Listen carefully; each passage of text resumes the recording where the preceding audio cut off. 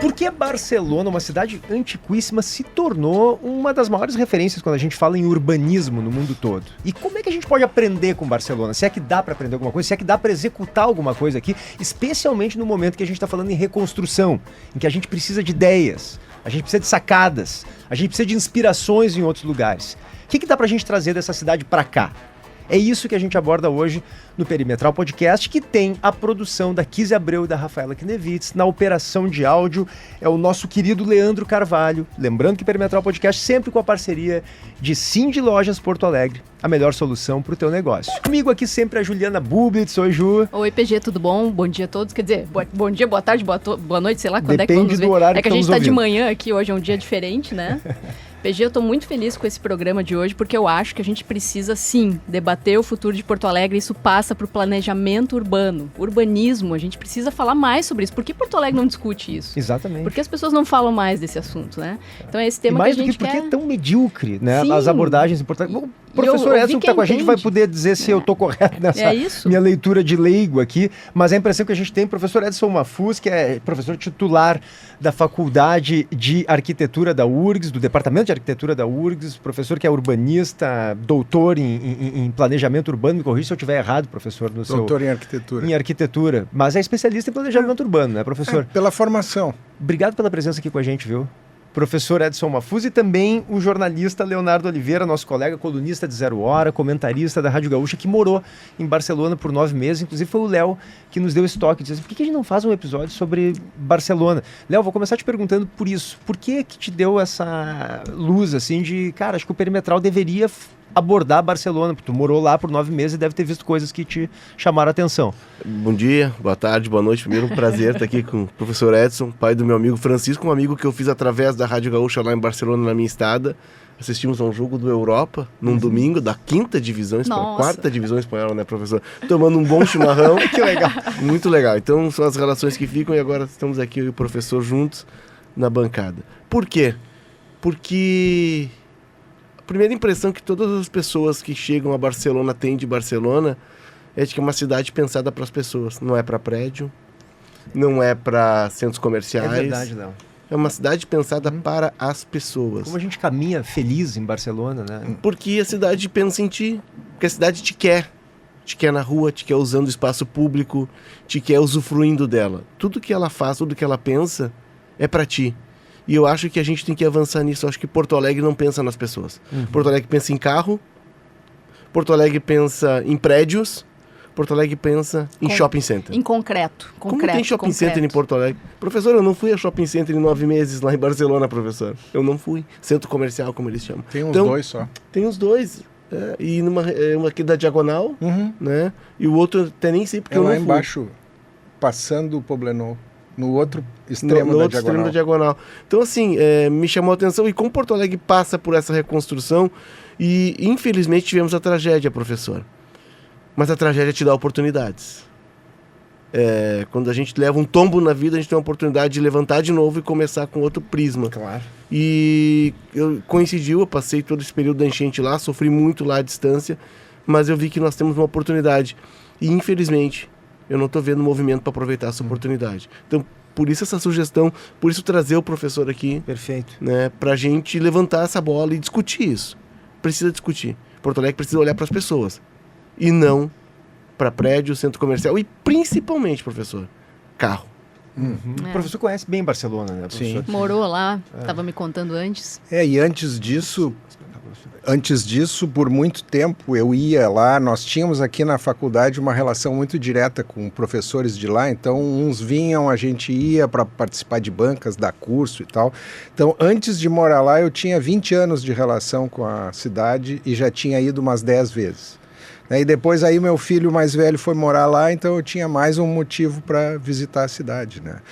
E é absolutamente fantástica, o Léo está com toda a razão. E eu tenho um amigo lá, um arquiteto catalão, que ele diz que Barcelona é a única cidade em que se ganha espaço aos carros, ao invés de perder espaço. Ele disse que outra cidade aumenta o tamanho da calçada e não a pista de rolamento para os carros. O natural hoje é a gente discutir como é que a gente vai dar mais espaço para o pedestre. Em Barcelona tem tanto espaço para o pedestre que se discute eventualmente como é que se dá um pouquinho mais de espaço para o carro, é isso? Não, ao contrário. Ao contrário, que em Barcelona se vê as calçadas aumentando e o espaço do carro diminuindo. Sim. E é comum nos bairros se ter certas ruas em que o carro até pode passar, mas ele tem que passar muito devagar e a prioridade é do pedestre. Mas, professor, você sabe, isso se discute aqui, inclusive no centro histórico, fazer agora, né, que estão reformulando ali o quadrilátero central, calçadas maiores, enfim, mas na prática o senhor não sente que tem um resultado com consequência, de fato, como tem em Barcelona? É que não é um plano global. São iniciativas esporádicas, isoladas, em geral mal feitas. Não é integrado, né? Não. Num ponto aqui, numa Eu, coisinha... infelizmente, sou muito pessimista nesse caso. Uma das vantagens ou desvantagens da gente ficar mais velho é ver muita coisa e comparar coisas, né? Porque o que aconteceu em Barcelona foi um movimento muito grande. Eu estava comentando antes que eles estavam saindo da ditadura franquista, né? Entra um governo centro-esquerda e a preocupação na cidade era recuperar o espaço público, não apenas espaço aberto público, mas o equipamento de convivência cotidiana. Por exemplo... Isso nós estamos falando dos anos 80. 80. E aí eles viram como uma boa oportunidade ser sede da Olimpíada de 92 e isso foi um motor para mexer na cidade. Uma oportunidade que o Léo dizia. Então fizeram inúmeras coisas, mas sempre pensando que aquilo ia ficar e ia beneficiar a cidade. Mas, professor, tem uma história pretérita aí que também fez com que Barcelona, chegando ali nos anos 90, 80, 90, pudesse fazer esse salto, né?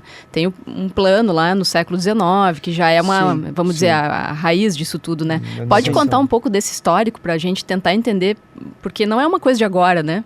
É uma coisa que vem de muito antes, né? Não, eles têm...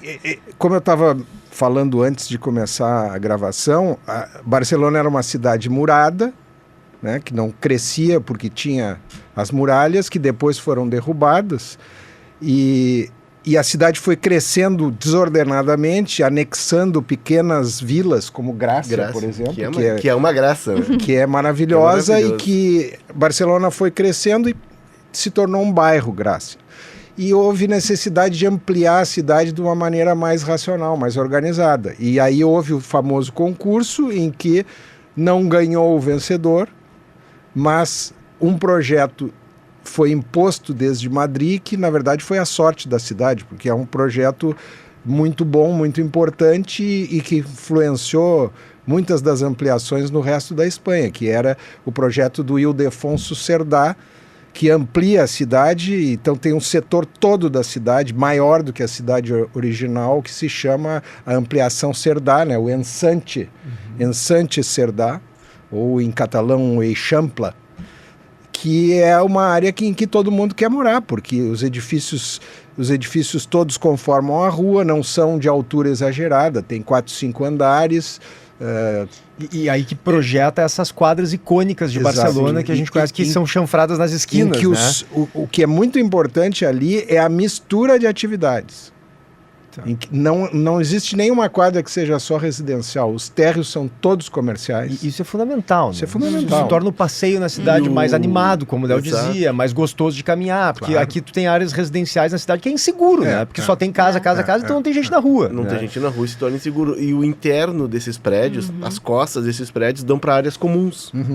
Muitos fizeram praças, outros fizeram parkings, estacionamentos. No miolo da quadra, no miolo da quadra, nas costas dos prédios, são áreas comuns. Então tem praças ali, tem jardins. Alguns fizeram estacionamentos, né? Isso foi outra conquista do período antes da Olimpíada e logo depois, porque uma das coisas que eles tentaram fazer foi recuperar o miolo dos quarteirões, que no projeto original era para ser sempre livre e verde. Com o crescimento da cidade, os edifícios iam crescendo para o miolo do quarteirão e às vezes se encostavam e acabava o miolo do quarteirão. Então, aonde possível, claro que eles não conseguiram esvaziar todos, mas aonde possível eles foram criando nos anos 80 eles espaço retomaram aberto, esse conceito. equipamento, Tô lembrando de um aqui perto do mercado de San Antônio que tem um centro de idosos, coisa que a gente nem sabe o que é.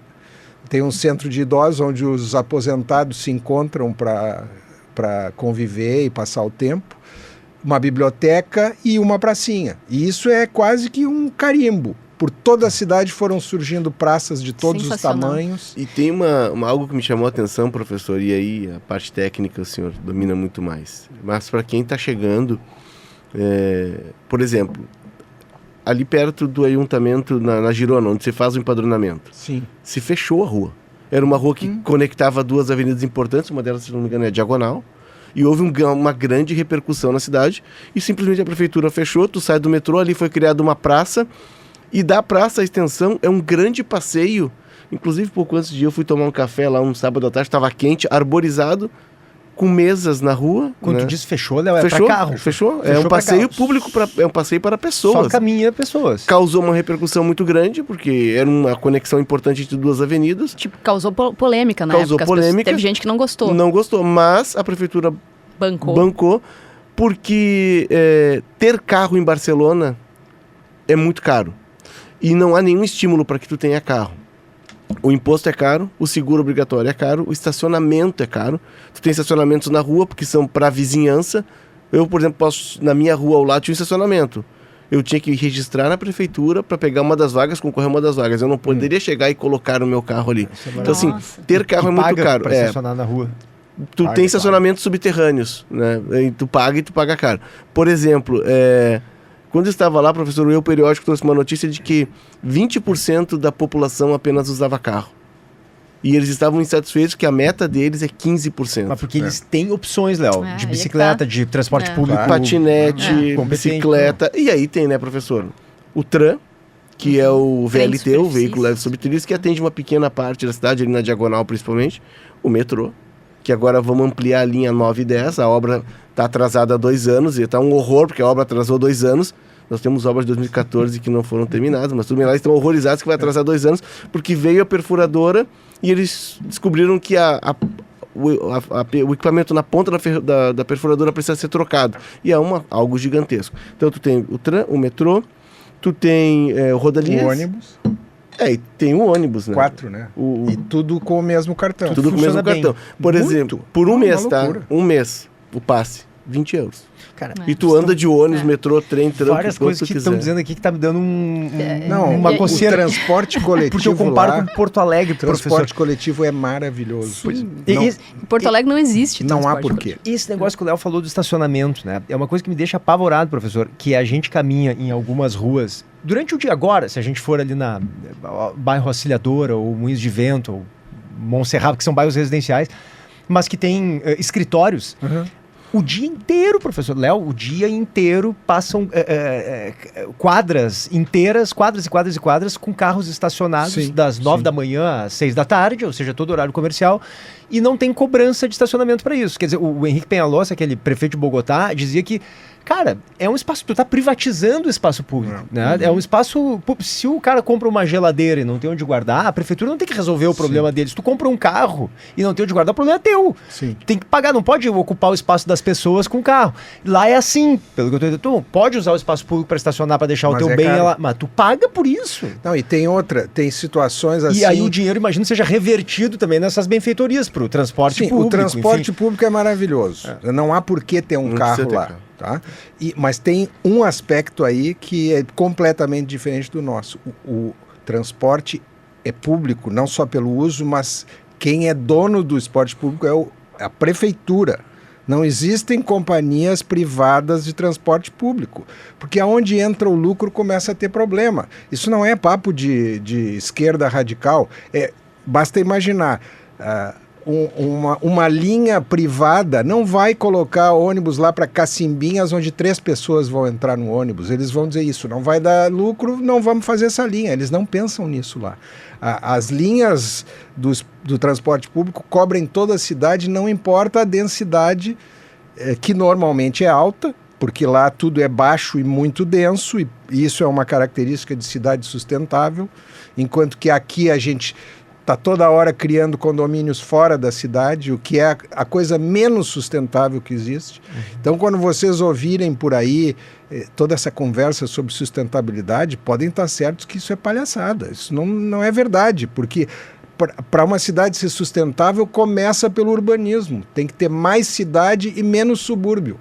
E o que a gente só faz aqui é criar mais subúrbio. Olhem o litoral. O litoral está coberto de condomínios que não servem para nada do ponto de vista sustentável. O Léo estava falando de uma coisa, isso que tu encontraste na Rua Girona, isso é recente. É recente. Coisas que eles vão sofisticando. Eles criaram lá um conceito de superilha. Ilha, em catalão, é uma espécie de área bem determinada. Então, a tal de superilha seriam, assim, 8 quarteirões, em que na periferia dos 8 quarteirões existiria tráfego intenso e no interior, muito menos. Só local, esse tráfego, assim, de 10 km por hora, com criança brincando na rua, e para tirar o carro, que é isso que o Léo estava dizendo. Então, são ações que eles mantêm sempre acontecendo. O que é interessante lá é que não parou com aquele movimento que foi tão impressionante que todo mundo passou a conhecer Barcelona. Eles continuam fazendo coisas, melhorando.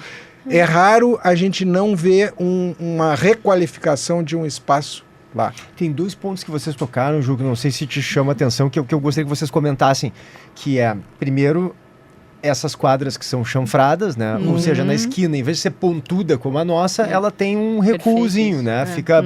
Queria saber, primeiro, por que isso é bom, e segundo, aquele outro ponto que o Léo comentou ali, que é no miolo dos quarteirões, o senhor falou também, professor, tem áreas comuns, né? Tem praça. Por que esses 2 pontos são fundamentais? O Cerdá era um cara à frente do tempo dele. Ele, além de ser um urbanista praticante, ele escreveu, se não me engano, se chama Teoria Geral do Urbanismo, onde ele disserta sobre a teoria que ele aplica na prática. Então, ele viu que o tráfego, que na época era de carroças, ele imaginou que o tráfego ia aumentar com o futuro, e esse chanfro nas quadras era tanto para facilitar a conversão de uma rua para outra, como para facilitar isso que eu estava dizendo, abastecimento. Porque o que a gente vê lá, de repente, vem uma van de um serviço qualquer, serviço elétrico, eles param no chanfro, que não atrapalha o trânsito. Tem vagas de estacionamento perpendiculares ao cordão da calçada. Então isso, em tese, é pensado para o fluxo de veículos, para funcionar melhor. Exato. Para funcionar melhor. Mas acaba também ampliando a calçada ali para o pedestre, não? É comum ter bares e restaurantes no chanfro, que é sempre um lugar especial das ruas. É um lugar especial, exatamente, porque tu enxerga, tu tem uma... Claro, aí tu tá na esquina, né? Tu não tem... uma visão maior. Tu tem mais luz, o sol tá vindo em ti, tu tem uma visão da cidade maior, mais ampla, porque não é aquele pontudo, né, da esquina que a gente tá acostumado. E o miolo das quadras também era parte dessa visão avançada dele, que um dos problemas nessa época era a falta de higiene, né? Tanto que, porque com a Revolução Industrial, principalmente na Inglaterra, os trabalhadores iam para as grandes cidades e moravam em condições muito abaixo do desejável. Então, deixar o miolo das quadras mais livre significava ventilação, significava espaço para lazer, e mais qualidade de vida. Porque aí todos os prédios que estão dentro dessas quadras em algum momento pegam luz, né? Exato, porque tu tem esse interior que, em tese, não tem nada ou tem construções mais baixas, né? E tem uma questão geográfica, né, professor? Porque Porto Alegre tem uma situação geográfica que é morro e rio. Nós estamos, a cidade ela está entre esses 2 eventos naturais. Barcelona também. Ou seja, a parte geográfica foi resolvida, porque Barcelona tem os morros e se a gente subir tem a parte dos bunkers, né, que até hoje é mantido os bunkers da Guerra Civil, onde os catalães tinham seus canhões e tu tem uma vista maravilhosa da cidade. Então tu vê que a cidade tem morros e tem o mar, o Mediterrâneo, e ela se desenvolveu ali nessa faixa. Então, quando eu subi lá nos bunkers, eu vi muito essa semelhança com Porto Alegre, que muito se fala que Porto Alegre tem uma dificuldade geográfica pela questão, né, do relevo, enfim, mas isso foi resolvido lá. né? Tem outro ponto, professor, a questão de Barcelona ter vivido até 92 de costas para o mar. E tu vê aquela orla maravilhosa, aquele mar Mediterrâneo maravilhoso, que superlota inverno e verão. A Barceloneta. Barceloneta. É uma delas, né? É o comecinho da faixa, né, de mar. E tem o Porto Olímpico, né? Que é uma zona portuária que foi totalmente revitalizado. Professor, esquecemos de falar. Tem mais um meio de transporte, tem mais um modal. Acabou de inaugurar agora no verão o catamarã que liga o Porto Velho à praia de Poblenou, se não estou enganado. Então, e foi um sucesso, as pessoas estavam usando. Se não me engano, eram 4 euros a passagem, porque tu consegue sair de um ponto de movimento que é muito intenso, ali é uma zona muito turística. O turista que chega, ele vai para Barceloneta. E tem mais um modal de transporte. Mas, enfim, é uma cidade que, assim como Porto Alegre, viveu muito tempo de costas para sua orla, mas ela soube como desenvolver e como usufruí-la. Né? E é um espaço que é muito aproveitável.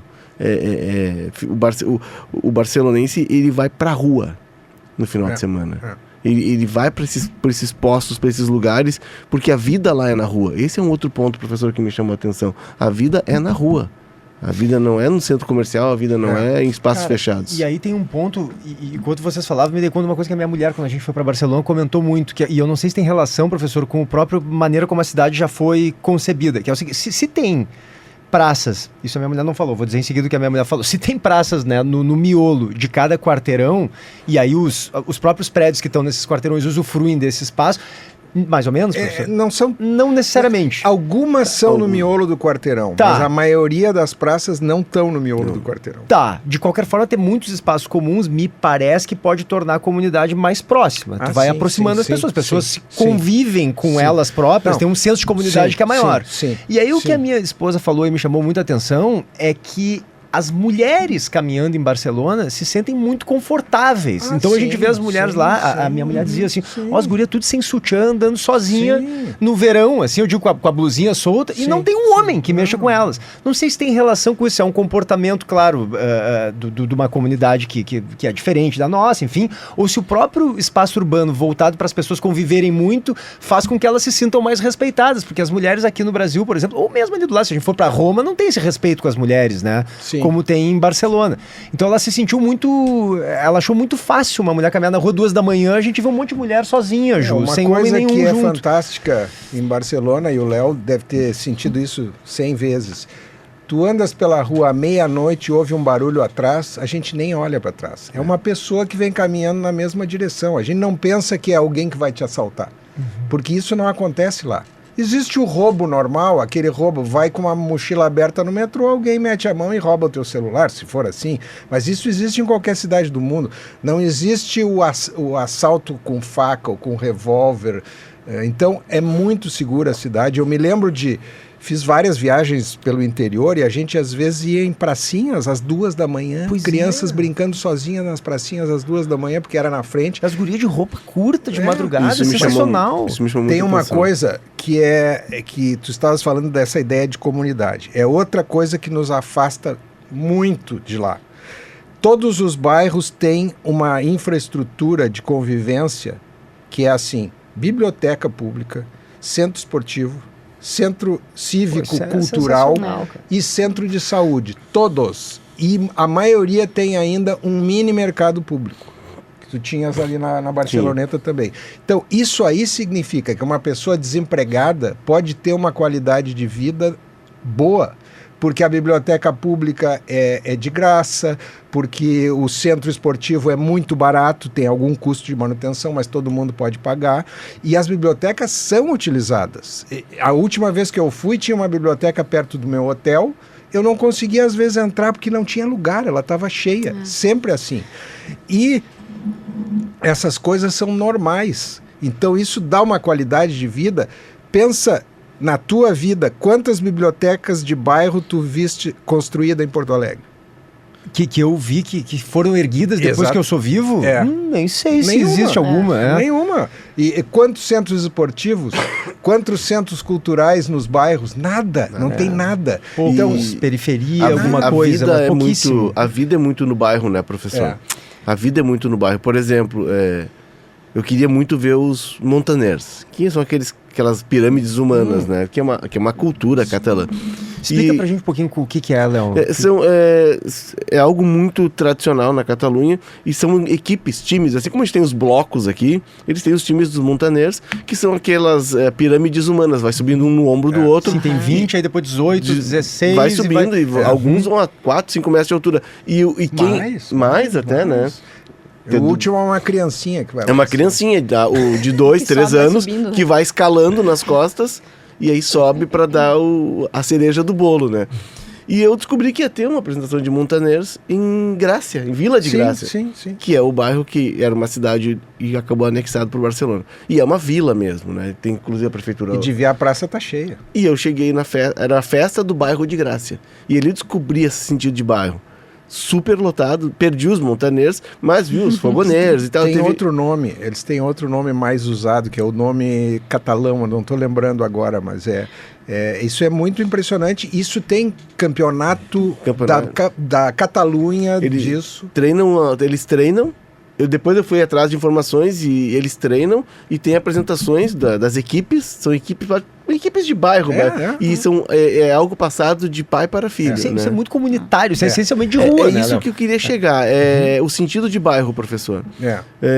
Pouco antes de eu voltar, teve a festa da Barceloneta, que era com os gigantes. Sim. Desfile, todo mundo na rua. Sim, os gigantes. E assim, no meu prédio, eu morava na Barceloneta, né? Até vou contar uma anedota aqui. Meu prédio uma região muito turística, perto da praia. Primeiro dia que eu me mudei, a porta dá direto na rua, eu fechei a porta do prédio, né? Fechei a porta do prédio, né? Vão entrar no prédio. Isso. Segundo dia eu cheguei a porta aberta, eu disse, mas ninguém fecha. No terceiro dia eu me dei conta, ninguém fecha. E eu passei 9 meses lá, a porta aberta, bicho. Qualquer um poderia entrar no meu prédio. Aqui é impossível, impensável algo assim, impensável. né? Então assim, e cada vez que eu chegava no prédio, cada semana, tinha folders da prefeitura convocando para reuniões dos conselhos de bairro, ou com prestações de contas, ou com os projetos futuros que virão. Então, assim, há uma comunicação, e é engraçado, uma comunicação em papel. Muitas vezes colado na porta do prédio, reunião do conselho de bairro, sábado. Tu chegou aí numa dessas reuniões? Eu não consegui, não bateu o horário, porque muitas vezes eram 5, 6 da tarde, o horário que eu estava no ar. Gostaria de ter ido. Mas, assim, é muito sentido de bairro, e bairros com autonomia, né, com vida própria e com prefeituras próprias, com escritórios do ayuntamento próprios. Porque aí respeita também as particularidades de cada lugar, embora tenha um plano diretor que une tudo. Né? Por exemplo, a Barceloneta. A Barceloneta é o bairro originário dos pescadores. Inclusive no desfile que teve, é uma tradição, porque quando os maridos vinham com os peixes, as mulheres preparavam uma festa, faziam um desfile e eles saíam depois de toda essa grande pesca e iam para algum lugar festear e voltavam 2 dias depois para mais um desfile, que se mantém até hoje. O desfile é no sábado, sai todo mundo, vai para algum lugar, se reúnem as famílias para uma festa, um acampamento e voltam na terça-feira. A da terça-feira foi muito mais forte. Aí começou às 2 da tarde, foi até meia-noite, 1 hora, com várias pessoas, vários blocos desfilando. Todo mês tem algum bairro tá com alguma festa. Com alguma festa. E essas festas duram 2, 3 dias, as ruas ficam cheias de bancas, de cupim. Me impressionou também, que tu vira uma esquina, daqui a pouco tem uma galera celebrando alguma coisa que tu não sabe o que é. Mas sabe que, de noite, ouvindo isso, aí vou entrar num tema que não tem a ver com urbanismo e tal, mas a gente tem visto recentemente uma série de protestos contra o turismo de massa, né? Sim. E acho que isso também tem a ver com esse espírito comunitário. As pessoas não querem esse turismo isso é um grande desregrado, excessivo. Isso está sendo bem debatido. Protestos assim super fortes, mandando as pessoas embora. O problema principal lá é que o turismo gerou a criação de inúmeros Airbnbs e que fez com que muitos imóveis que antes eram alugados para os moradores locais deixassem de ser. Então, hoje, quem quer alugar um apartamento para morar permanentemente tem que ir para um bairro mais afastado, porque não tem mais nos bairros que os turistas procuram. E eles estão tentando baixar muito. Inclusive, o prefeito prometeu até 2028, já que vai... são 10.548 Airbnbs que vão ter a licença cassada. Isso. A alegação dele é de que os jovens não conseguem mais sair de casa... por exemplo, fez 18, 20, 22 anos e quer ir morar sozinho, ele não consegue porque não há imóvel para alugar. Eu tive muito problema para alugar, é caro, o aluguel subiu muito, porque são poucas, a oferta é muito pequena, são poucos imóveis à disposição, e aí causa uma especulação muito grande. Os proprietários oferecem tudo para os turistas, é isso? Não, também os Airbnbs, e como tu tem um número pequeno de imóveis para alugar, a concorrência é muito alta, as imobiliárias colocam para alugar, mas se tu muda o preço do mesmo imóvel de um dia para o outro, e os preços estão lá em cima. Então é muito caro viver em Barcelona. Muita gente, inclusive, até indo contra isso que o professor traz, que é muito pertinente, dos subúrbios, muita gente vai morar em Sabadell, vai morar em Tarragona, vai morar em cidades próximas, que tu tem uma ligação por trem a 30 minutos de Barcelona, mas tu não tá morando em Barcelona, porque a vida em Barcelona se tornou muito cara. É que esses lugares, eles não são subúrbios, né? São cidades estabelecidas. Pequenas com tudo aquilo que Barcelona tem, eles também têm. É como se fosse aqui Esteio, por Esteio, exemplo. Canoas. Mas esses lugares têm qualidade também. Eles repetem um pouco isso que eu estava descrevendo. Das coisas mas de os Barcelona. Moradores não conseguem viver no centro mesmo. Que muitos proprietários se deram conta. Por que eu vou alugar por 3 anos para alguém por, sei lá, 500 euros por mês, se eu posso alugar dia a dia para os turistas e eu vou ganhar 3, 4 mil por mês ao invés de ganhar 500? Sim. E aí começaram a botar no mercado e aí dificulta ainda mais. E tem inclusive foi o Francisco que estava me contando, né? Seu filho, meu grande amigo Francisco, que eu fiz nessa viagem. O contrato primeiro é de 1 ano, renova automaticamente. Se tu não quiser continuar, tu não continua, mas renova automaticamente. Depois são 3 anos e depois 5 anos. E o contrato não tem aquela renegociação porque tem uma estabilidade de preço, né? A inflação é praticamente zero.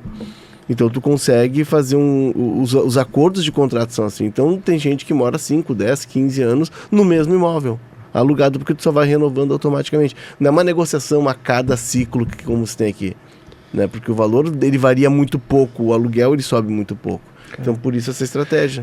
Mas parece que tem uma forma do proprietário não querer a renovação. Sim, tem algumas, mas ele tem que avisar com uma antecedência. Eu queria trazer para Porto Alegre, não sei se você quer falar algo. Não, segue eu queria trazer para Porto Alegre para a gente começar a fazer algumas comparações. Tem um prédio relativamente recente, que eu fico sempre apavorado quando eu passo por ali, professor. O senhor é urbanista, tenho certeza que vai concordar comigo. Na zona sul de Porto Alegre, quando a gente está indo lá para... tá indo para Tristeza ali, passa pela Diário de Notícias, ali tem uma pet shop, que é um prédio amarelo, sabe? Eu vou dizer o nome aqui, não tem problema. Pets o nome. Eu sei qual é. Aquilo ali, me parece que é uma aberração em qualquer lugar do mundo, que é um prédio com 4 paredes fechadas, não tem janela, não tem vitrine, não tem nenhum tipo de comunicação com o espaço público, quer dizer, é impossível caminhar por ali e ter um passeio não só agradável, que é impossível, não tem nada, é um monte de parede, como é impossível ser seguro. Né? Então o Léo estava falando da segurança em Barcelona, e o senhor disse também, é muito por isso, né? Porque tu tem residências, mas é uma área mista, quer dizer, tu tem consumo também, e as pessoas estão sempre passeando, caminhando, e é agradável, não é monótono o passeio na rua. Não residencial. Isso, exatamente. O térreo, ele nunca pode ser assim fechado para as pessoas que estão andando no espaço público, como é o caso desse prédio, por exemplo. Razão. É ruim eu citar aqui um prédio específico de uma empresa específica, mas é que me chama muita atenção que recentemente em Porto Alegre ainda seja aprovado esse tipo de projeto aberrativo, e aí vou mais longe, vou ali no Pontal Shopping. Eu ia dizer. Aquele paredão da Leroy Merlin ali é uma coisa inacreditável. Obsceno. Não tem problema construir na orla necessariamente, professor, mas daquele jeito ali que tu tem um garajão embaixo, que ninguém consegue caminhar ali na volta sem se sentir acuado. Uma explicação para isso, que eu não sei se é a verdade, mas é a explicação que eu tenho. Que o problema é que as regras de construção em Porto Alegre, elas são abstratas. Eles olham para a cidade como um todo e dizem, nos terrenos vai ter que ter um recuo aqui, um recuo ali. Eles olham para o terreno, nunca para o todo. Enquanto que em outros lugares que dão mais certo, os planos diretores se preocupam com os quarteirões como um todo, pensando no resultado daquele quarteirão construído ao longo do tempo. Em Porto Alegre se pensa terreno a terreno. Então, por isso que é possível, às vezes, ter um prédio baixinho e uma torre enorme do lado do prédio baixinho, porque ninguém pensou no todo. Não há projeto urbano em Porto Alegre. Em outras cidades, alguém dentro do departamento de urbanismo da prefeitura pensa as cidades, bom, no final, depois que tudo isso estiver construído, a gente quer que a cidade tenha esta aparência. E aí os prédios vão preenchendo aquele requisito e no fim se chega a um quarteirão com uma determinada altura, com certas coisas. Aqui não tem isso. Aqui não tem, e nenhum projeto é pensado levando em conta o que está do lado. Vai alguém lá e projeta esse com as fachadas todas fechadas. Cumpriu a regra básica de ocupação do solo e tal. Tá. A pessoa que está caminhando ali que se ferrem, ali do lado, azar delas. E isso... Sinto muito dizer isso, mas isso tem a ver assim, prefeitos medíocres que não têm noção de mundo, que são ali uns administradores do dia a dia e ainda assim com pouca capacidade, e aí não há secretários de urbanismo ou de obras, ou seja lá o que for que chamam aqui, não há um secretário que tenha capacidade técnica para propor coisas, é um político que vai para lá, então não acontece nada. Às vezes até tem dentro do corpo técnico alguém com capacidade, mas esse alguém não tem poder para decidir nada. Então a cidade vai indo ao sabor da construção comercial. E outra coisa que lá em Barcelona a gente aprende... E é importante quando o senhor diz, desculpa, professor, que não é um papo aqui de bicho grilo, esquerdista, não é isso. Não. Até eu não me importo se o prédio alto, a construção não, tudo bem. Mas agora o térreo, cara, o térreo tu tem que entregar para as pessoas caminharem. Tem lugar pro prédio alto também.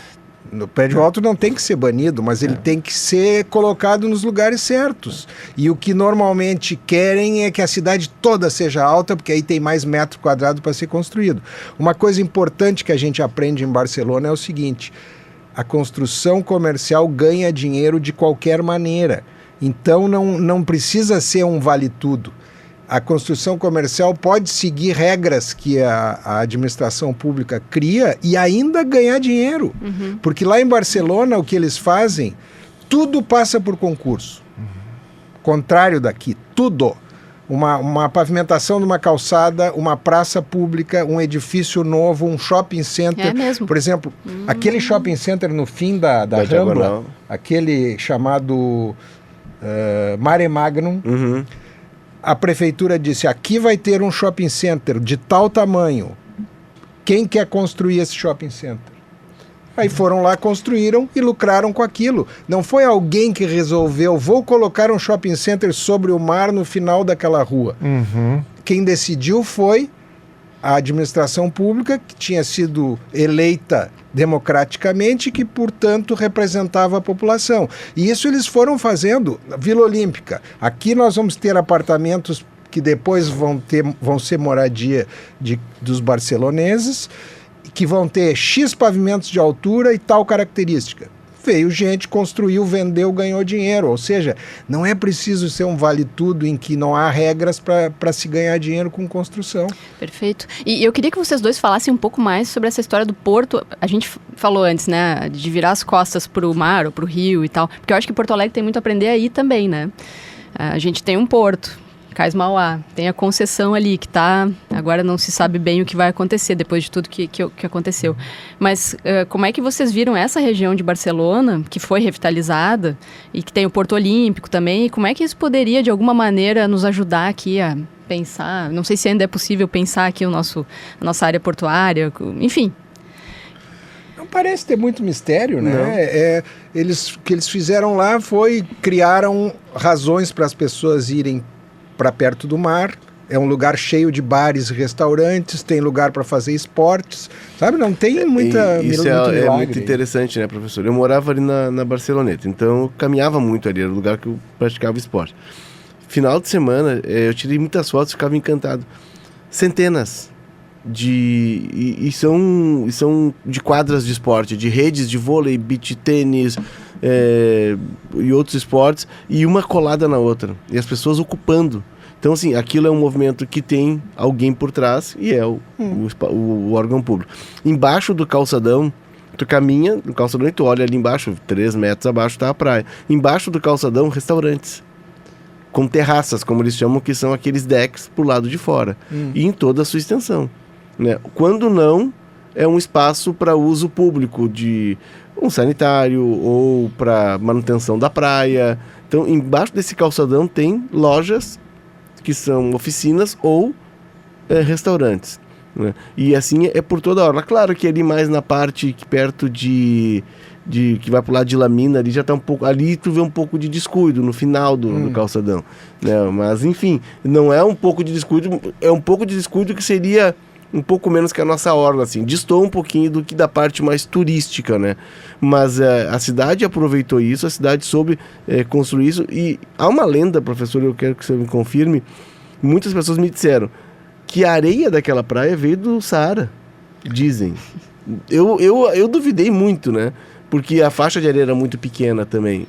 A lenda que tem em Barcelona é essa, que a areia da praia veio do Saara. Eu nunca ouvi isso, mas até pode ser. Ou seja, não tem muito mistério aí. Mas mais ou menos o que a gente fez na Nova Orla, aqui no trecho 3? Parte. Aliás, o trecho 3 da Nova Orla é um dos grandes acertos de Porto Alegre, né? É uma das poucas coisas porque ali tem feitas, quadras de esporte, tem os E bares. lembra a polêmica que foi? Porque era um arquiteto de fora. Mas como? Trouxeram alguém de fora. Puxa, mas Sim, ele foi até vaiado se ele é aqui, competente. né? Não, aquilo foi uma vergonha. Tem hoje uma discussão se não tem concreto demais. Né, por causa das enchentes, inclusive, não deveria ter mais permeabilidade, né, ter um solo um pouco mais... Isso se discute hoje. Mas que aquilo ali integrou, inclusive, né, professor, pessoas... Pô, tem gente andando de skate ali na maior pista ali, que é da Vila Cruzeiro, e tem gente que vai dar Bela Vista andar de skate lá. Pô, isso é uma cidade inclusiva, isso é legal, né? O que mais que vocês acham que dá pra gente replicar aqui em Barcelona? Ou daria pra gente replicar se a gente tivesse bons gestores? Falando especialmente do Porto. Olha, uma das coisas que ficou da Olimpíada era o chamado Porto Olímpico, a parte de competição. Então, barcos, né? Então tem um mole aonde chegam e saem barcos de tem uma pessoas. Marina tem também, marina, né? Então, que a gente não tem, né? Essas coisas, por exemplo, as coisas que tem em Buenos Aires também dá para fazer. Nada disso é muito mistério. O que eu quero dizer é que as ideias estão por aí há muito tempo. O que falta é a vontade de aplicar e ter consistência. Não é uma coisa esporádica aqui e ali. Por exemplo, garagens subterrâneas. Em Barcelona, assim como em qualquer cidade espanhola, a maioria das garagens são embaixo de praças. Pois queriam fazer, o senhor lembra, embaixo da Redenção deu um bafafá. O que é uma bobagem. O senhor acha que seria uma boa? Claro. É uma maneira de ganhar espaço. E outra, toda vez que eles lá criam uma garagem dessas, a praça melhora. Porque eles têm que reformar a praça, daí eles repavimentam, cuidam melhor a praça. São gigantescas as garagens. Gigantescas. Sempre embaixo e não causa problema nenhum. A gente sugeria isso há 30 anos desde a universidade. Aqui, a prefeitura ria de nós. Não sei, que isso é uma bobagem. Agora há pouco começaram a falar. Por quê? Porque devem ter ouvido falar de alguém que parecia famoso, então aí vamos pegar a ideia. Essas ideias estão aí há horas. Aqui se disse que teria um impacto ambiental muito grande embaixo da Redenção, porque é uma área muito alagadiça. Digamos, não se faz embaixo da Redenção, por que não em outros lugares? Claro. Porque é um edifício. Mas embaixo da Redenção garagem. eu nunca achei também exatamente ruim, porque tem muito trânsito de veículo ali, quando vai no Araújo Viana, por exemplo. É ruim até pra caminhar. Não seria toda a Redenção, seria um pedaço. Essas garagens não podem ter o tamanho da Redenção, sabe? Mas é que aqui tem aquela coisa do caranguejo, né? As ideias novas, sempre tem gente querendo puxar para baixo, e que nem são novas. Estão acontecendo na Europa há 50 anos. Por exemplo, o Passeio de Grácia, lá em Barcelona, todo ele embaixo é uma grande garagem. Ah, é mesmo? Claro. Eu não sabia disso. Aliás, o Passeio de Grácia é um exemplo, como outras vias lá, Léo, que são muito largas. E elas são largas, mas a impressão que a gente tem de vias largas é sempre que vai ser quase uma highway no meio da cidade. Assim, um monte de carro. Lá não, lá tem um baita de um canteiro no meio que as pessoas estão andando muito mais do que rodando de carro. É pensado nas pessoas. Totalmente. Essa é a diferença, né?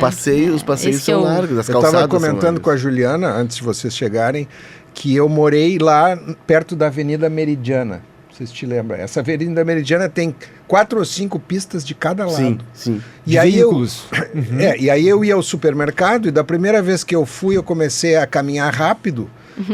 E me dei conta que eu não precisava caminhar rápido, porque tinha tempo suficiente para ir todas as pistas do outro lado. Aí eu parava do outro lado e ficava esperando para ver. Ainda tinha muito tempo. Então, e aqui tu tenta atravessar Carlos Gomes, que tem só 4 pistas, e tu não consegue ir de um lado a outro. Tu tem que parar no canteiro. Pela sinaleira? Claro, o sinal é feito pro pedestre atravessar, não Lá. para os carros rapidamente saírem. Entendi. Isso é assim em todo que é lugar. Tem as grandes avenidas, tem a Gran Via, que é belíssima, que é uma via assim equivalente ao Champs-Élysées em Paris, né, com lojas finíssimas e tal. Também ali tem pista de bicicleta, tem a calçada mais calma, tem uma pista de rolamento de carros junto da calçada, que não é a do centro, que é a mais rápida, mas tu consegue atravessar aquele sistema todo com a maior tranquilidade, não precisa estar correndo e apavorado que vão abrir o sinal. Um outro ponto interessante que vocês comentaram já várias vezes, mas eu acho legal a gente tentar trazer para nossa realidade, que é isso de ter menos carros, né? De tentar tirar um pouco os carros. Eu, obviamente, sou plenamente a favor. Me parece que é uma resistência muito grande também, justamente porque a gente não tem aqui um transporte público de qualidade como que é o grande tem que dar problema, né? opção para os coitados também que vão andar de carro, né? O professor Edson disse, o transporte público, ele é público. Por exemplo, me chamou muita atenção, professor, quando eu cheguei a Barcelona, os ônibus todos, ou ele é elétrico, ou ele é híbrido, 50%. E tudo isso é anunciado em cartazes nos ônibus. E é outro mundo, né? Uma Então, cidade assim, sem barulho. Todos os ônibus novos, né? É muito engraçado que o ônibus chega no final do ponto. Quando eu fui no Cosmo Caixa, peguei a linha 15 e o final da linha dele é perto do Cosmo Caixa. O ônibus para, tem um abastecimento elétrico, ele fica 5 minutos ali. É como se fosse uma antiga forca. Né? Com o joguinho da forca, o ônibus conecta ali na parte elétrica, ele carrega 5 minutos e volta para fazer a sua viagem. Então assim, o ônibus novo com ar-condicionado. É incrível. Só que, Léo, se discutiu o ar-condicionado no ônibus. Mas assim, lá tem subsídio, né? Aqui a prefeitura não quer botar dinheiro no transporte público. Essa também é uma discussão, né? Queremos ou não queremos isso? É que o transporte é público, por exemplo, nós temos a principal... E aqui não estou entrando em tem que privatizar, não tem que privatizar. Não é essa a discussão. A discussão é do serviço. Claro, nós temos a principal empresa de ônibus de Porto Alegre que conecta todas as pontas da cidade. Os nossos transversais, os nossos T's, entre aspas, seriam metrôs, né, de rodas, porque eles conectam. Tu mora no extremo sul, tu vai trabalhar no extremo norte, tu pega o T4 ou o T1. Sim. E essa empresa foi vendida. E quem é que tem o controle disso? Como é que fica esse serviço? Então, o transporte público, a prefeitura tendo o controle, fica muito mais fácil. A gente tem a experiência de que, infelizmente, a maioria das privatizações não deu certo. Basta ver a CE, né? E uma coisa que eu estava pensando esses dias, será que essas empresas públicas elas não começam a andar mal porque elas já estão sendo preparadas para ser privatizadas? Elas não andam mal porque, de repente, elas começaram a passar mal. Começam a ter menos gente. Por exemplo, o próprio DEP, esse que desapareceu, que é uma brilhante solução de um prefeito, né? Elimina o departamento de esgoto pluvial. E aí quem é que cuida de esgoto pluvial? Quer dizer, começou por uma redução de pessoal. Aí com menos pessoal, claro, começa a sofrer, não dá para... Menos técnicos. Aí privatiza, porque não está funcionando.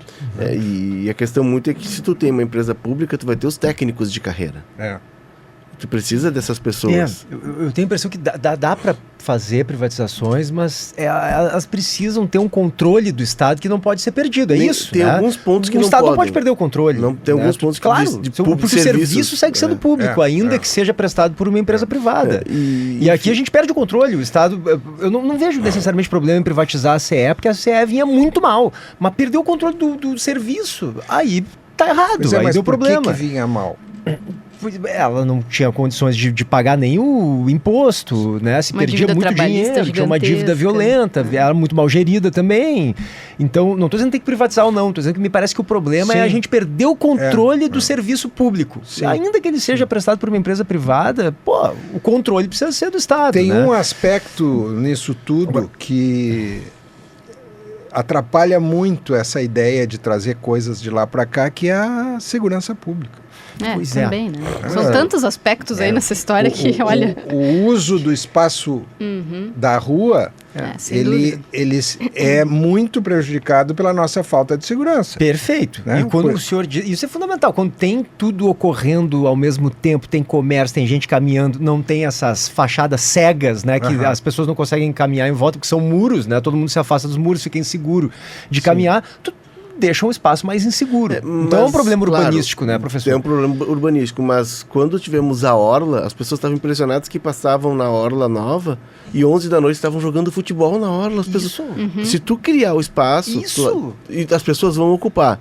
Né? Claro que nós não temos a segurança pública que temos em Barcelona, mas é tudo... Se tu tem ali prédios comerciais... O espaço se torna mais seguro quando tem mais gente. Que fecham às 6 da tarde e aí apagam as luzes... Porque não tem comércio, não tem nada. Não tem comércio, não tem nada. Que segurança que tu vai ter ali? Isso é o que dizia uma urbanista... Na verdade, ela era uma jornalista que se tornou urbanista, uma americana chamada Jane Jacobs, que escreveu um livro muito famoso, Morte e Vida das Grandes Cidades Americanas. Ela dizia, aonde existe supervisão, pessoas olhando para a rua, existe mais segurança. Então ela era contra construir em altura, e até tem um urbanista famoso, o Jan Gehl, que é um escandinavo, que tem livros até em português, ele diz... Depois de uma certa altura, se perde a conexão com a rua. E aí tu não vês mais quem está lá em cima e a pessoa que está no andar superior não serve mais como supervisão para quem está embaixo.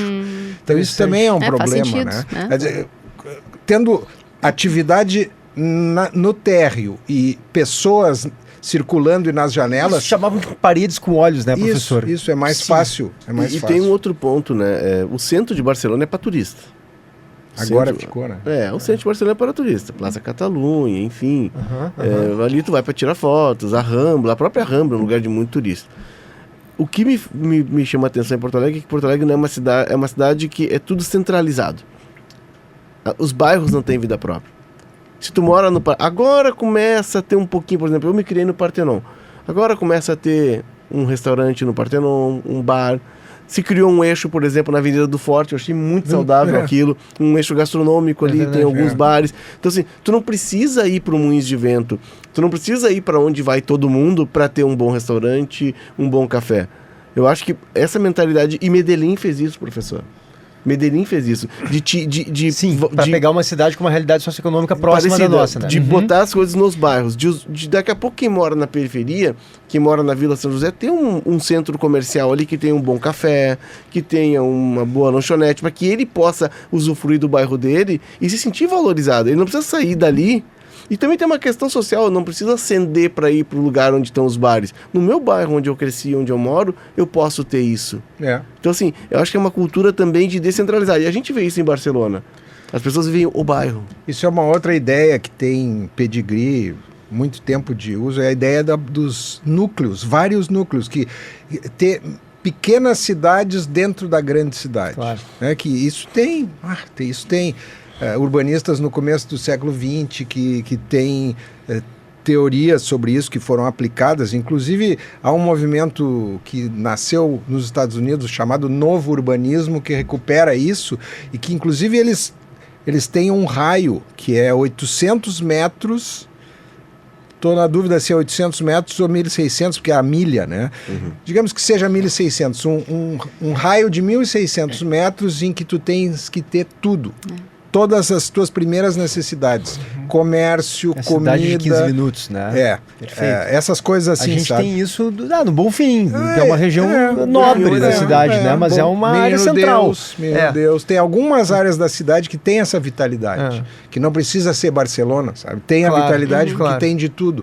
A qualquer momento tem gente na rua indo pra lá, indo pra cá. Assim, e aí tem gente na rua porque tu faz tudo a pé. Tu vai no mercado a pé. Perfeito. Eu morava naturalmente fica mais seguro. Exato. Eu morava 2 quadras do mercado público da Barcelona. Tinha um mercado público na Barceloneta que vendia frutos do mar, embutidos, tinha ao restaurante ali. Que beleza, eu podia fazer tudo. Morar 2 quadras do mercado. Mas assim, é como se fosse um mercado público nosso. Sim. Em cada bairro. Muito bom, né? Eu morava num bairro, era um bairro chamado Fabra e Puig. Sim. E eu tinha 5 supermercados a distância a pé, cada um com uma característica. Tinha um que era de uma rede alemã que vendia umas coisas especiais, o Lidl. Era o meu mercado. Aí tinha um que era do Corte Inglês, que era não sei o que, o feijão eu encontrava não sei o que. Era tudo a pé. O mais longe estava a 4 quadras. Isso é comum, né, professor? comum. Tu compra o feijão no Aldi, porque lá tem o feijão, mas a marca de pão que tu gosta mais é alemã, ela tem no Lidl, mas tem o Caprabo que tem as frutas mais fresquinhas. Exatamente. Então tu vai comprando, Tá tudo perto. Tá tudo tu perto. compra, isso eu compro no outro. E aí Então, funciona. Aí tu tem que ter um carrinho Isso daqueles tem, de de compras. alguma forma, pra gente pegar um exemplo mais periférico, a Restinga tem isso, né? Mas a Restinga, coitados, os caras foram expulsos da região central de Porto Alegre, mandaram eles pra casa do... Sim. Né? E aí tiveram, claro, eles que construíram uma cidade lá. A Mas é um Restinga- caso à parte, porque é muito longe, né? Hoje a cidade está conectada com a Restinga, hoje, ali com o bairro Nova Ipanema, com os Sim. condomínios, mas até 2005, 2006, era uma grande área verde e depois a Restinga. Ah. Né? É como uma outra cidade, Era uma- né? Esse assunto da falta de segurança é fundamental, porque eu me lembro que em Barcelona o meu filho menor chegou lá com 7 anos.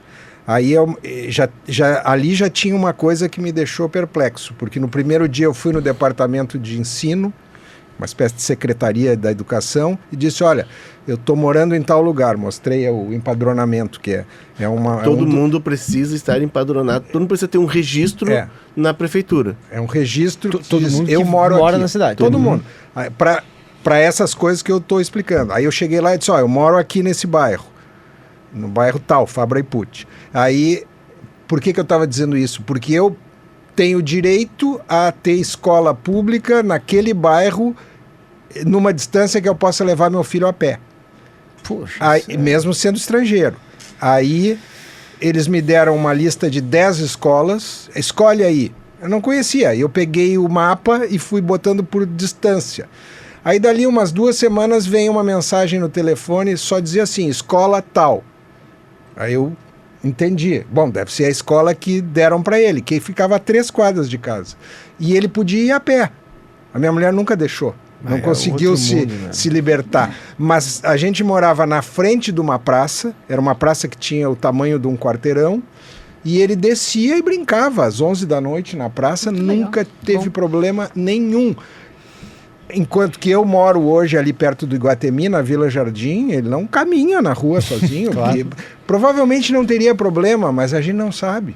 Quantas vezes se ouviu falar de criança que saiu de bicicleta e não voltou com a bicicleta? Ou voltou sem tênis? Né? Coisa que jamais a gente ouve em Barcelona. Eu tenho uma história, PG. A minha filha, minha mulher, meus filhos foram em dezembro, ficaram de dezembro a março comigo.